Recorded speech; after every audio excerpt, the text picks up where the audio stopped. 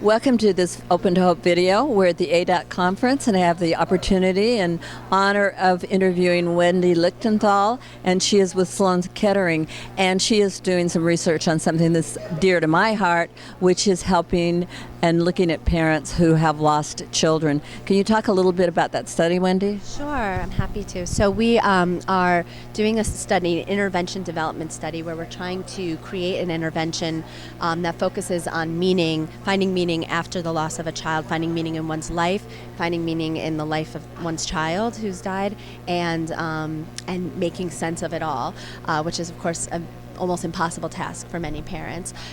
So it's called meaning-centered grief therapy, and we're testing it now. We used input from bereaved parents who gave us feedback on the intervention to make it tailored and more relevant to their needs, and now we're testing it. And I think this is so important, Wendy.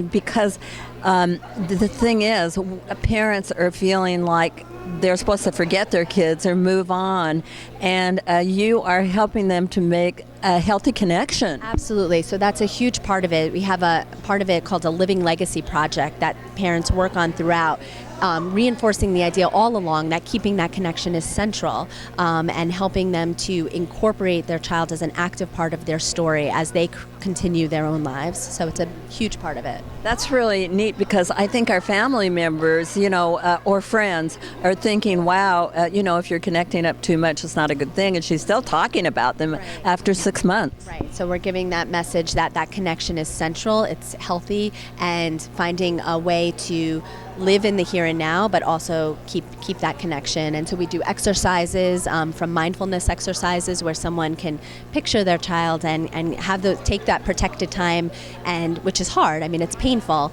but to help them process those feelings and feel that connection, to doing active projects. It's really whatever's meaningful to the person. So of course it varies, and we are very, we let the parent take the lead. We trust the parent as the expert of what's important to them. Now, do you have both parents in, or do you have more women than men, or? Well, in our very early studies, we've had almost an equal balance, a little more women, but we have dads participating as well. And so we have, in one session, we ask them to invite a significant other. And if it is their spouse, which it has been for everyone we've seen so far, then we invite them into a session. We talk about all of the ideas about a central piece of this work is the ability one has to choose their attitude in the face of their suffering, in the face of what they've gone through. And so we try to bring the partner in to that philosophy, and have also help them have a healthy conversation about their different ways of grieving and what they need from each other. So that's part of one of the sessions we do.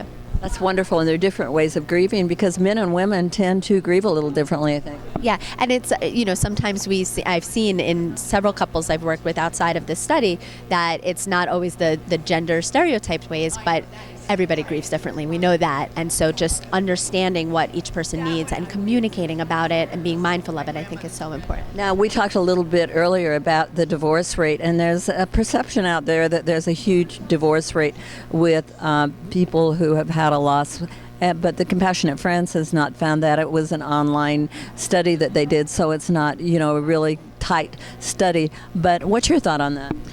My thought is that as we were saying earlier, there's a myth that marriages end, and we want to be respectful of the challenges that some couples face, but we don't want to put into people's heads that they're at high risk, because to the extent that it will frighten them. But we do want people to take care of their relationships, because it is for the parents also a way to keep that connection. If they co-parented a child, that's just one more person where they can speak about their child. And because people do grieve differently, sometimes they're protecting one another. They don't bring up the child as much. So it's healthy. It's helpful to foster communication about what each person needs at a given time.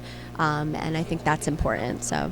Well, thank you so much for being on this video today and for the fabulous work that you're doing. Thank you so much for having me. Appreciate it. And thanks for watching this video today. You've been watching an Open to Hope video at the ADAC conference. And Heidi and I would like to have you visit our website at Open to Hope. And also we want you to remember that if you've lost hope, please lean on ours until you find your own, and God bless.